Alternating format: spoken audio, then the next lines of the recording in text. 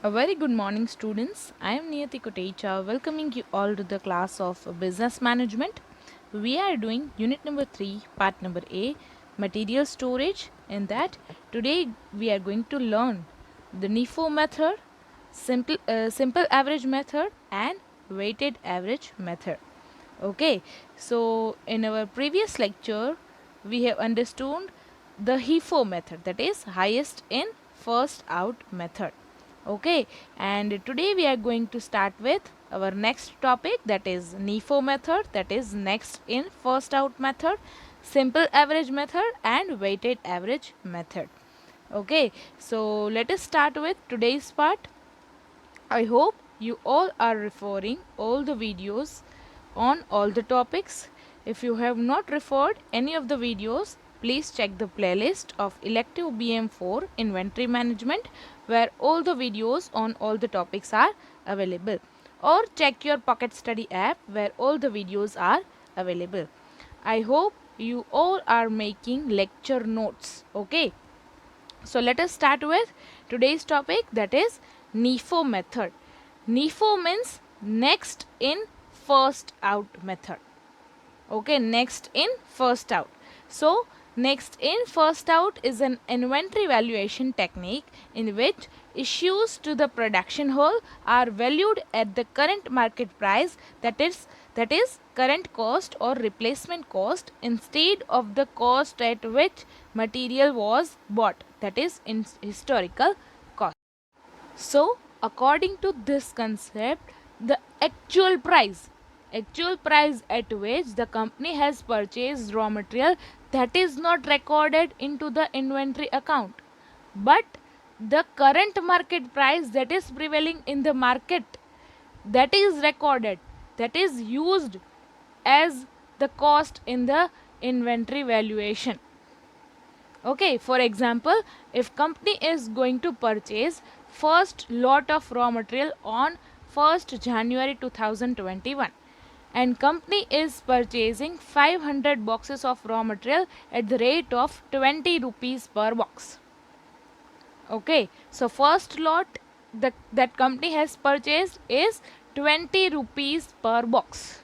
Then after 10 days, suppose on 10th January 2021, company is going to purchase the second lot of raw material, which is 400 boxes of raw material. So on 10th date, on 10th January, there may be the price fluctuated, there may be some different price that is prevailing in the market. So suppose the price is 25 rupees per box. Okay, so second lot that company has purchased is 400 boxes at the rate of 25 rupees per box.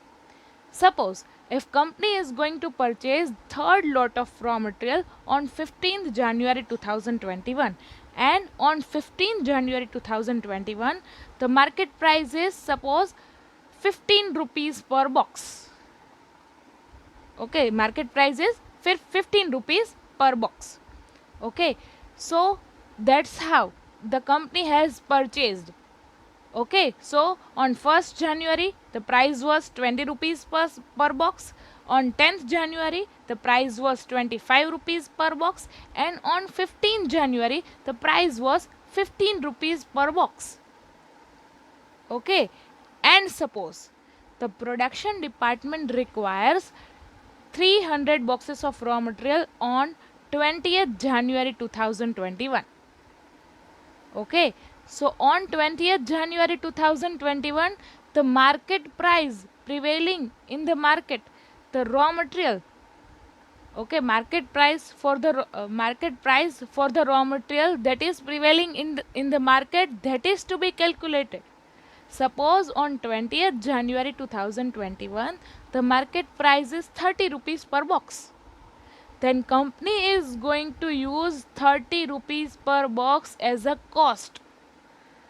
Company will not use 20 rupees, company will not use 25 rupees, company will not use 15 rupees per box.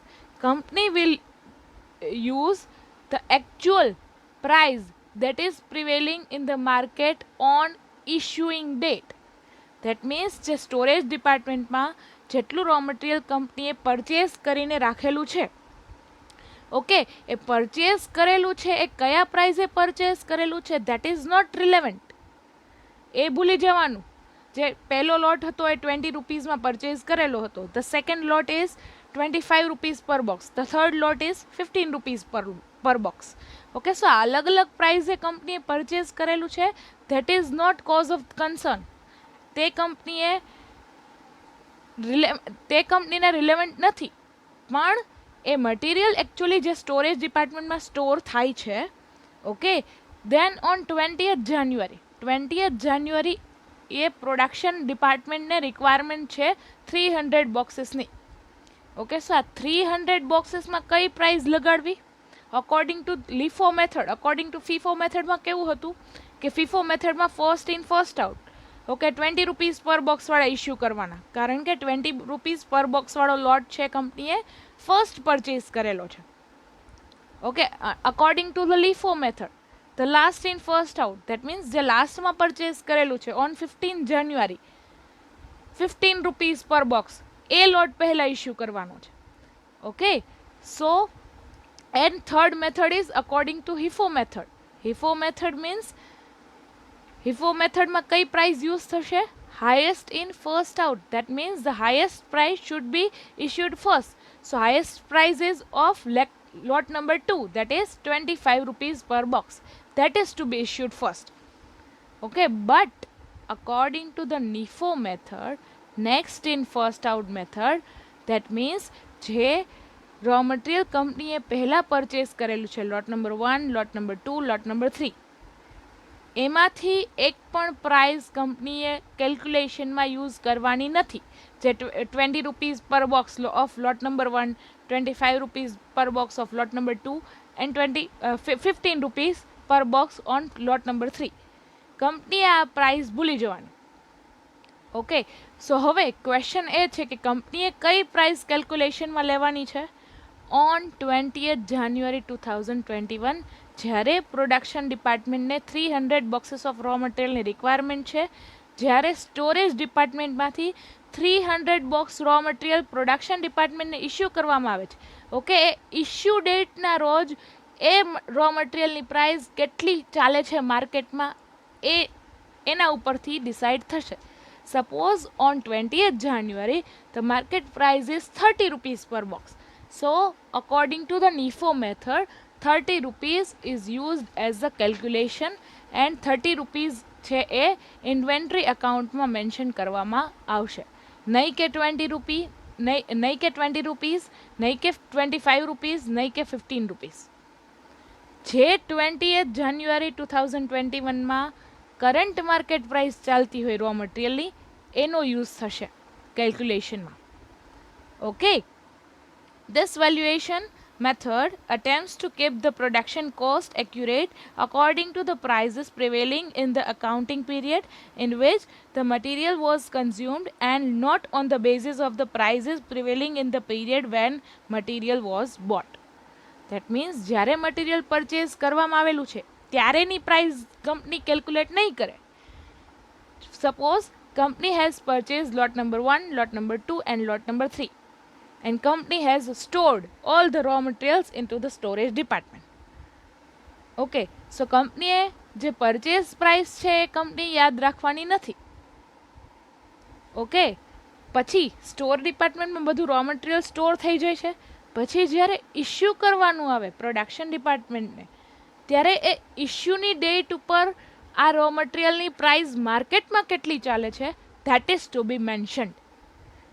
Okay, this way the measurement of production cost for the internal use and cost of goods sold for the external use is more accurate, and the users of the information has the figures according to the latest market position and can make better decisions.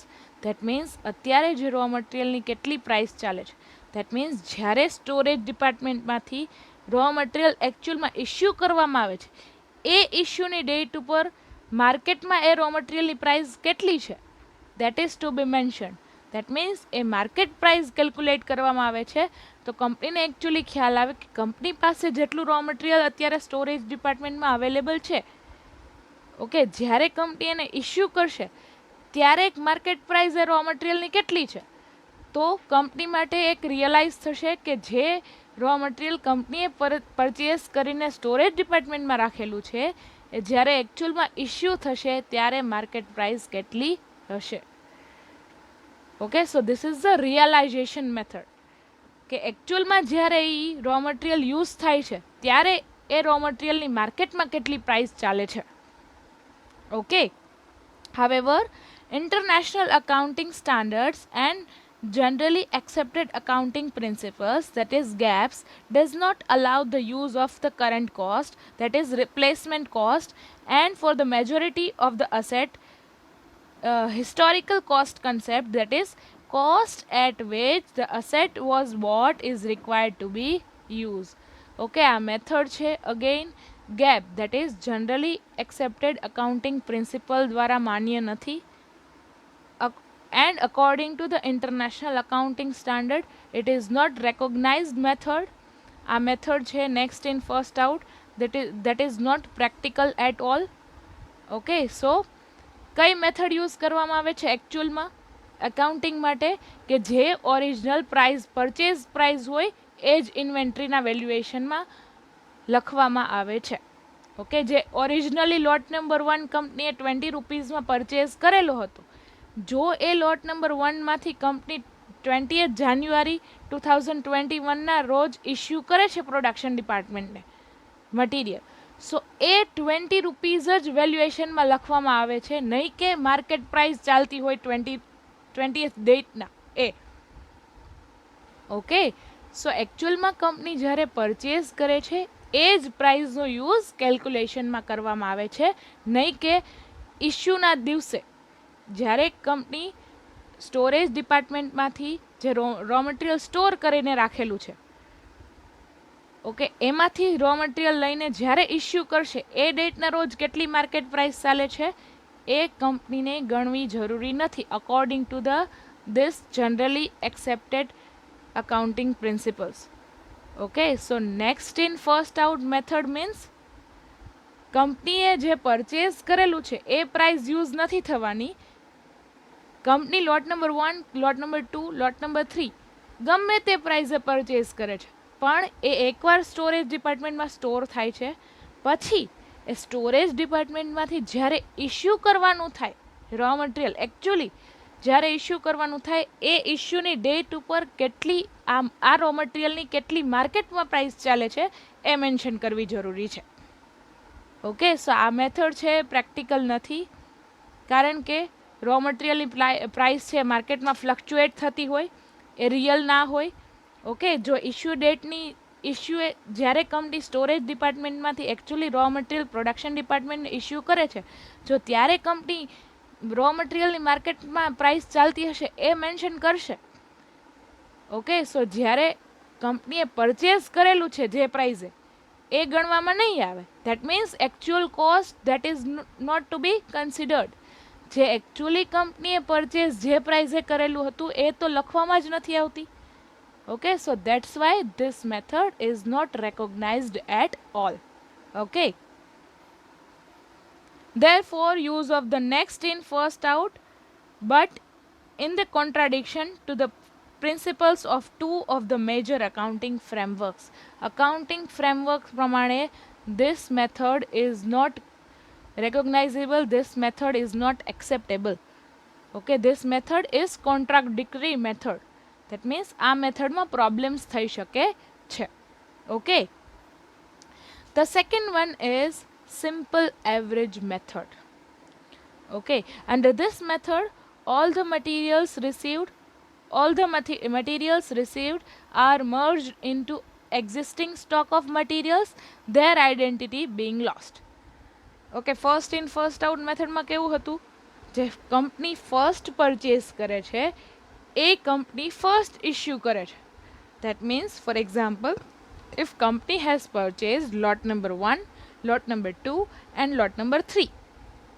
Okay, so company જ્યારે issue કરવાનું આવશે ત્યારે storage ડિપાર્ટમેન્ટમાંથી કયો લોટ પહેલાં issue કરશે, Of course, lot number 1, according to the first in first out method. Okay, according to the last in first out method, the last, that is lot number 3, the last માં જે purchase કરેલો હોય lot number 3 એમાંથી issue કરવામાં આવશે first. Okay, but according to the simple average method, આ મેથડમાં બધા raw material એકી સાથે મિક્સ કરી દેવામાં આવે.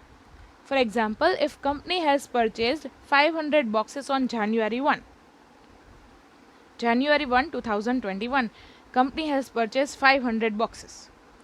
Then, after 10 days, on January 10, 2021, the company has purchased 400 boxes of raw material. Okay, and on 15 January 2021, company again purchased 300 boxes of raw material. Okay, so total is 500 boxes of lot number 1 plus 400 boxes of lot number 2 and 300 boxes of lot number 3. Okay, so 500 plus 400, that is 900, plus 300, that is 1200 boxes. Okay, so total is mentioned here. Okay, so according to the simple average method, total 1200 boxes are available in the storage department. Okay, હવે suppose on 20th January 2021, production department requires 300 boxes of raw material. Okay, so issue કરવાના છે હવે. કંપનીએ પહેલા purchase કરી નાખ્યા 1200 boxes of raw material. Lot number wise, lot number 1, lot number 2 and lot number 3 માં. But on 20th January 2021, production department requires 300 boxes of raw material. Okay, so storage department માંથી 300 box issue કરવાના છે. તો હવે question અહીંયા એ છે કે company કયા લોટમાંથી ઇશ્યુ કરશે? ફર્સ્ટ લોટમાંથી, સેકન્ડ લોટમાંથી કે થર્ડ લોટમાંથી? એક પણ લોટમાંથી નહીં, because the lot number 1, lot number 2 and lot number 3 have merged. બધા બોક્સને ભેગા કરીને સ્ટોર ડિપાર્ટમેન્ટમાં સ્ટોર કરવામાં આવ્યા છે. એમાંથી ગમે તે બોક્સ ઇશ્યુ કરો. Okay, on 20th January. But the question is, price કઈ ડિસાઇડ કરવી, પ્રાઇસ કઈ કેલ્ક્યુલેશનમાં લેવી? ઓકે, સો એ આપણે એક્ઝામ્પલ ઉપરથી સમજીએ. The simple average price is calculated without any regard to the quantities involved. The simple average cost is arrived at by the adding the different prices paid during the period for the batches purchased by the dividing the number of batches. That means જે 20th જાન્યુઆરીના રોજ issue કરવાનું છે 300 બોક્સનું raw material, પણ એની price કઈ રીતે calculate કરવી? Price લોટ number 1ની લેવી, લોટ નંબર 2ની લેવી કે લોટ નંબર 3ની લેવી? ઓકે, સો પ્રાઇસ અહીંયા લેવામાં આવે છે simple average. That means lot number 1ની જો પ્રાઇસ 20 રૂપીસ છે, લોટ નંબર 2ની પ્રાઇસ જો 25 રૂપીસ છે અને લોટ નંબર 3ની પ્રાઇસ છે 15 રૂપીસ પર બોક્સ. ઓકે, સો આ ત્રણેયનું એવરેજ કાઢવાનું, 20 plus 25 plus 15. Okay, so 20 plus 25 plus 15 divided by 3 is equal to 20 rupees per box average. Okay, so on an average price is used for the calculation. Okay, so for example, 3 batches of materials received at rupees 10, rupees 12 and rupees 14 per unit respectively. For example, company is purchasing on 3 batches. 3 batchમાં company purchase કરે છે raw material. First batch is of rupees 10. એક batchમાં raw material purchase કરે છે 10 રૂપિયામાં આવે છે, 10 rupees per box. Second batch company purchase કરે છે, એ કંપનીને પડે છે 12 rupees per box. And third batch company purchase કરે છે ત્યારે કંપનીનો raw material આવે છે 14 rupees per box. Okay, so now question is કે આ બધું રો મટીરિયલ જ્યારે ઇશ્યુ કરવાનું થશે સ્ટોરેજ ડિપાર્ટમેન્ટમાંથી ત્યારે કઈ પ્રાઇસ કંપની મેન્શન કરશે? Average price 10 plus 12 plus 14 divided by 3. Okay, so the simple average price is calculated as follows: rupees 10 plus 12 plus 14 divided by 3 is equal to 12 પર unit. Okay, so average price is use કે બધા raw material જે કંપનીએ purchase કરેલું છે એની on an average price કઈ હતી એ કેલ્ક્યુલેશનમાં લેવામાં આવશે. Okay, this method is not popular because it takes into consideration the prices of different batches but not the quantities purchased in the different batches. This method is used when the prices do not fluctuate very much and stock values are small in the value. આ method simple average method છે, popular નથી because કે જ્યારે company જો કદાચ આ મેથડને use પણ કરે છે તો ક્યારે યુઝ કરે છે કે બહુ ઓછી ક્વોન્ટિટીમાં રો મટીરિયલ પરચેઝ કરેલું હોય ત્યારે, અથવા માર્કેટમાં બહુ પ્રાઇસ ફ્લક્ચ્યુએટ ના થતી હોય. ઓન એન એવરેજ સપોઝ અહીંયા પ્રાઇસ છે 10, 12 અને 14. ઓકે, સો માર્કેટમાં કદાચ થોડીક કદાચ પ્રાઇસ ઇન્ક્રીઝ થતી હોય તો પણ થોડી ઇન્ક્રીઝ થતી હોય. Okay, so on an average price company લખી નાખે કે okay on an average for example 50 રૂપિયા. ફોર એક્ઝામ્પલ બીજું એક્ઝામ્પલ લઈએ કે કંપનીને ખ્યાલ છે કે ઓન એન એવરેજ 50 રૂપીઝ 50 રૂપિયા પર બોક્સ આપણને ભાવ પડે છે. ઓકે, સો એ ડિરેક્ટલી લખી નાખે 50 rupees per box on an average. Okay, suppose અહીંયા ભાવ છે, અહીંયા પ્રાઇસ છે 10, 12 એન્ડ 14. સો કંપનીને ખ્યાલ આવી જાય કે ઓકે ઓન એન એવરેજ 12 રૂપીઝમાં આપણને રો મટીરિયલ પડે છે. Okay, so 12 rupees that is needed to take into the consideration. 12 rupees જ કેલ્ક્યુલેશનમાં લખવામાં આવે જ્યારે મટીરિયલ છે એકચ્યુઅલી સ્ટોરેજ ડિપાર્ટમેન્ટમાંથી ઇસ્યુ થાય ત્યારે. Okay, third method is weighted average method. It is the perpetual weighted average system where the issue price is recalculated every time after each receipt, taking into the consideration both the total quantities and total cost while calculating weighted average price. That means અહીંયા કંપનીએ quantity જેટલી purchase કરેલી છે એ પણ mention કરવામાં આવે છે અને પ્રાઇસ પણ મેન્શન કરવામાં આવે છે. સિમ્પલ એવરેજ મેથડમાં શું હતું કે લોટ નંબર 1 છે 10 રૂપીઝ પર બોક્સમાં આવેલો હતો, લોટ નંબર 2 છે 12 રૂપીઝ પર બોક્સમાં આવેલો હતો અને લોટ નંબર 3 છે 14 રૂપીઝ પર બોક્સમાં આવેલો હતો. તો ઓન એન એવરેજ કંપનીએ 10 plus 12 plus 14 is equal to 12 rupees કંપનીએ ઓન એન એવરેજ કેલ્ક્યુલેશનમાં લીધેલા હતા. But according to the weighted average method, wait simply focus on the word weighted average method. Weighted means weight.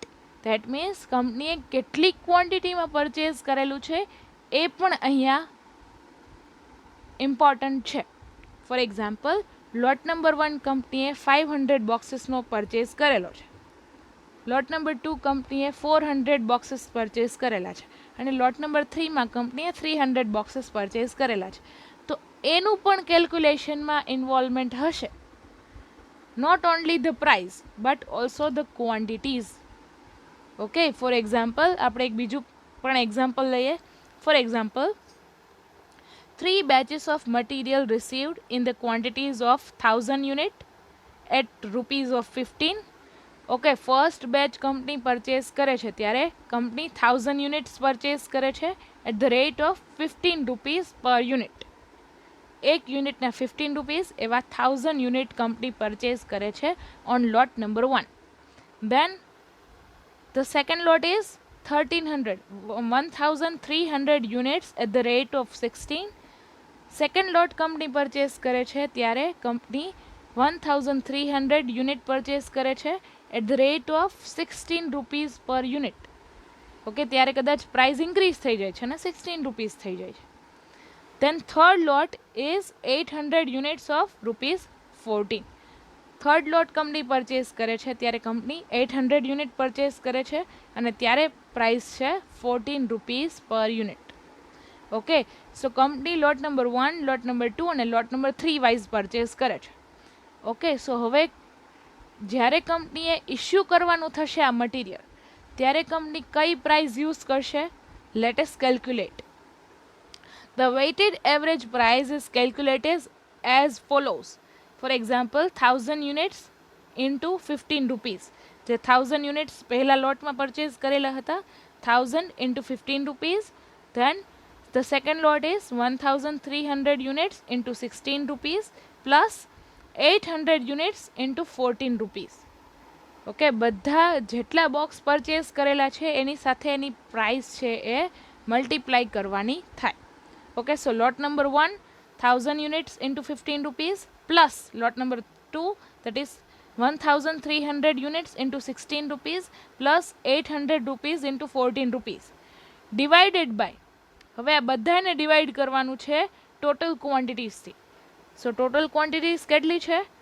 1000 plus 1300 plus 800 that is 3100 rupees units.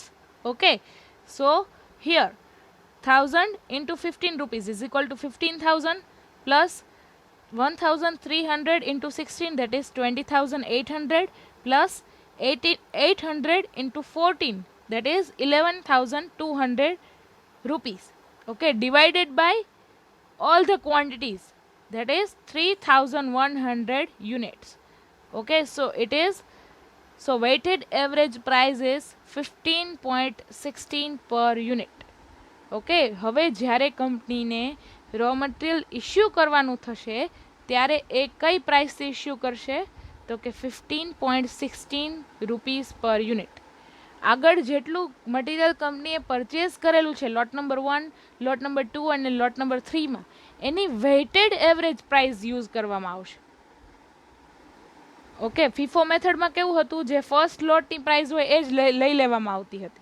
લીફો મેથડમાં કેવું હતું? જે third લોટ, જે લાસ્ટમાં પરચેઝ કરેલો છે એની પ્રાઇસ લઈ લેવામાં આવતી હતી. હિફો મેથડ હાઈએસ્ટ ઇન ફર્સ્ટ આઉટમાં કેવું હતું? કે જે હાઈએસ્ટ પ્રાઇસ હોય એને ઇસ્યુ પહેલાં કરવાની હતી. સિમ્પલ એવરેજમાં કેવું હતું? ઓન એન એવરેજ, જેટલી ઓન એન એવરેજ પ્રાઇસ હોય એ ઇસ્યુ કરવામાં આવતી. વેઇટેડ એવરેજમાં વેઇટેડ એવરેજ કેલ્ક્યુલેટ કરવી પડે. જેટલી ક્વોન્ટિટી પરચેઝ કરેલી છે એની સાથે પહેલાં પ્રાઇસ કેલ્ક્યુલેટ કરવાની અને બધાનો ટોટલ કરીને divided by all the quantities, એનાથી એક પ્રાઇસ મળે. એ કંપનીને યુઝ કરવાની છે જ્યારે મટીરિયલ ઇસ્યુ કરવામાં આવે ત્યારે. Okay, so this method tends to smooth out the fluctuation in the price and reduces the number of calculations to be made, as each issue is charged at the same price until a fresh batch of the material is received. Okay, lot number 1, lot number 2 અને lot number 3 ની weighted average price calculate કરીને લખવામાં આવે છે. Okay, સો જ્યારે આ બધા પહેલાં lot number 1, lot number 2 and lot number 3 purchase કરવામાં આવે, પછી એ સ્ટોર કરવામાં આવે છે, પછી વેઇટેડ એવરેજ પ્રાઇસ કેલ્ક્યુલેટ કરવામાં આવે છે, અને જ્યારે સ્ટોરેજ ડિપાર્ટમેન્ટમાંથી મટીરિયલ ઇસ્યુ કરવાનું થાય છે ત્યારે વેઇટેડ એવરેજ પ્રાઇસ યુઝ કરવાની આવે છે. ક્યાં સુધી? જ્યાં સુધી કંપની નવો લોટ પરચેઝ નથી કરતી. જો કંપની નવો લોટ પરચેઝ કરે છે તો એ લોટની પણ વેઇટેડ એવરેજ પ્રાઇસ કેલ્ક્યુલેટ કરવામાં આવે છે ને પછી લખવામાં આવશે જ્યારે ઇસ્યુ થશે ત્યારે. Okay, this method is easier as compared to the FIFO and LIFO, as there is no necessity to identify each batch separately. LIFO અને FIFOમાં યાદ રાખવું પડે કયું રો મટીરિયલ ફર્સ્ટ પરચેઝ કરેલું છે, કયું રો મટીરિયલ લાસ્ટ પરચેઝ કરેલું છે. પણ આ મેથડમાં એવું કંઈ યાદ રાખવાની જરૂર નથી. કંપની જ્યારે પણ પરચેઝ કરે, ઓકે, વેઇટેડ એવરેજ છે કેલ્ક્યુલેટ કરી રાખવાનું. એ પ્રાઇસ યુઝ થાય જ્યારે ઇસ્યુ કરવાનું થાય ત્યારે. But this method increases the clerical work in calculation of new average price every time a new batch is received. પણ આનો એક ડિસએડવાન્ટેજ છે કે જ્યારે જ્યારે કંપની રો મટીરિયલ પરચેઝ કરે છે ત્યારે ત્યારે કંપનીએ વેઇટેડ એવરેજ પ્રાઇસ કેલ્ક્યુલેટ કરવી પડે. જે પ્રાઇઝે કંપનીએ પરચેઝ કરેલું છે એ યુઝ થવાની નથી જ્યારે ઇસ્યુ થાય. For example lot number 1 company purchase કરે છે, એની પ્રાઇસ છે એ એઝ ઇટ ઇઝ લખવામાં નથી આવતી જ્યારે લોટ નંબર 1નું રો મટીરિયલ ઇસ્યુ કરવામાં આવે છે ત્યારે. Rather lot number 1 plus lot number 2 and lot number 3 બધાની વેઇટેડ એવરેજ પ્રાઇસ કાઢીને ઇસ્યુ પ્રાઇસમાં લખવામાં આવે છે. Okay, so there is a lot of clerical work. આમાં કેલ્ક્યુલેશન ખૂબ જ વધી જાય અને this method is one of the complicated method. આ મેથડ યુઝ કરવી ઇઝી નથી, કોમ્પ્લિકેટેડ છે. દર વખતે કંપની જે લોટ પરચેસ કરે એનું વેઇટેડ એવરેજ પ્રાઇસ કાઢવી પડે છે કંપનીને. That is very much tough. Okay, જે સ્ટોર મેનેજર હોય એ આ કેલ્ક્યુલેશનમાંથી જ નવરા ના થાય. Okay, the issue price is calculated rarely represents the actual purchase price.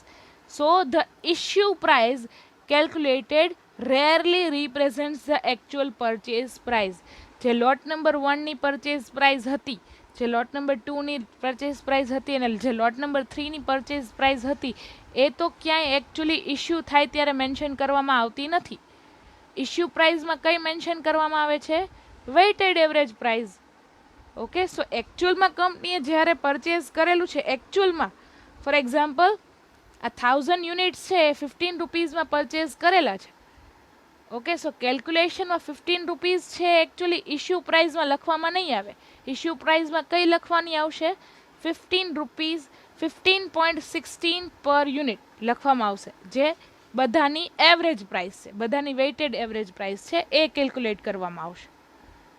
નહીં કે 15 યુઝ કરવામાં આવે, નહીં કે 16 યુઝ કરવામાં આવે, કે નહીં કે 14 યુઝ કરવામાં આવે. પણ એકચ્યુઅલી કંપની આ જ પ્રાઇસે પરચેસ કરેલું છે જ્યારે પરચેસ કરેલું છે ત્યારે. Okay, so this method somehow not realistic. આ મેથડ રિયાલિસ્ટિક નથી. કંપની જ્યારે વેઇટેડ એવરેજ પ્રાઇસ ફાઉન્ડ કરે છે, કેલ્ક્યુલેટ કરે છે, એ કંપની ઇશ્યુ કરે ત્યારે લખી નાખે. Okay, so that's it. I think આપણે બધી મેથડ કવર અપ કરેલી છે according to your syllabus. We have also done, we have started with FIFO method, that is first in first out method. Then we have also learnt the second method is LIFO method, last in first out method. Then third method is HIFO, that is highest in first out method. જે highest price હોય એ company issue પ્રાઇસમાં mention કરે. Then next in first out method, જે ઇશ્યુઇંગ ડેટમાં જ્યારે કંપનીને એકચ્યુઅલમાં production ડિપાર્ટમેન્ટને raw material storage ડિપાર્ટમેન્ટમાંથી ઇશ્યુ કરવાનું છે, એ ઇશ્યુ ડેટમાં રો મટીરિયલની માર્કેટ પ્રાઇસ શું છે, that is to be mentioned in the issue price, that is to be mentioned in the inventory account. Okay, so that's why next in first out method. Then simple average, બધાની price average લઈ લેવાની. લોટ number 1 ની જે કંઈ price હોય, લોટ number 2 ની price હોય, લોટ number 3 ની પ્રાઇસ હોય, બધાની ઓન એન એવરેજ કેટલી પ્રાઇસ છે that is to be mentioned. And weighted average means કંપનીએ જેટલી ક્વોન્ટિટી પરચેસ કરેલી છે એ પણ કેલ્ક્યુલેટ કરવામાં આવે. ફોર એક્ઝામ્પલ, લોટ નંબર 1માં કંપનીએ 1000 યુનિટ્સ પરચેસ કરેલા હતા, લોટ નંબર 2માં કંપનીએ 1300 યુનિટ પરચેસ કરેલા હતા, લોટ નંબર 3માં કંપનીએ 800 યુનિટ્સ પરચેસ કરેલા હતા. સો એની સાથે પહેલાં પ્રાઇસ કેલ્ક્યુલેટ કરવામાં આવે divided by all the quantities. જેટલી total quantity 1000 plus 1300 plus 800 is equal to 3100 boxes. Okay, so જે આન્સર આવે it is divided by 3100 boxes is equal to જે આપણે 15.16 રૂપીઝ પ્રાઇસ કેલ્ક્યુલેટ કરેલી હતી એ ઇશ્યુ પ્રાઇસમાં લખવામાં આવે. Weighted price of lot number 1, lot number 2 and lot number 3. Okay, so આ વેઇટેડ એવરેજ મેથડ છે that is very complicated. Okay, I hope this all method is clear to all. Don't worry, તમને આના calculations પૂછાવાના નથી. આમાં clearly mention કરેલું છે એક્સક્લુડિંગ practical questions. આના કાંઈ તમારી કેલ્ક્યુલેશનના સમ આવશે નહીં. Okay, just you have to write only theory. આની તમારે થિયરી જ લખવાની છે. ઓકે, અને મેં તમને આમાં એક્ઝામ્પલ સાથે આ મેથડ સમજાવેલી છે. આઈ હોપ તમને બેટર સમજાયેલી હશે એક્ઝામ્પલ સાથે, બિકોઝ હું આમાં એક્ઝામ્પલ ના દઉં તમને તો તમને આ મેથડ ઇઝીલી સમજાય નહીં. Okay, that's why I have used as much as examples. Okay, you have to write only theory in the exams. Okay, FIFO method is very much important according to your exams. LIFO and FIFO method is very much important methods. And if the question is explain the methods, explain the methods of pricing for issuing of materials, ત્યારે તમારે બધી method શોર્ટમાં લખવાની થશે.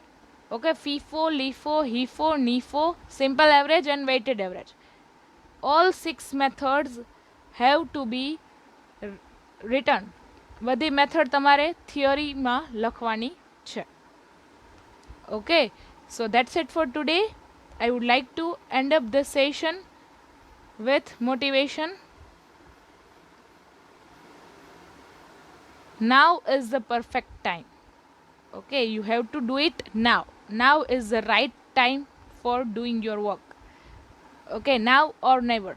Okay, thank you so much, students. Have a nice day.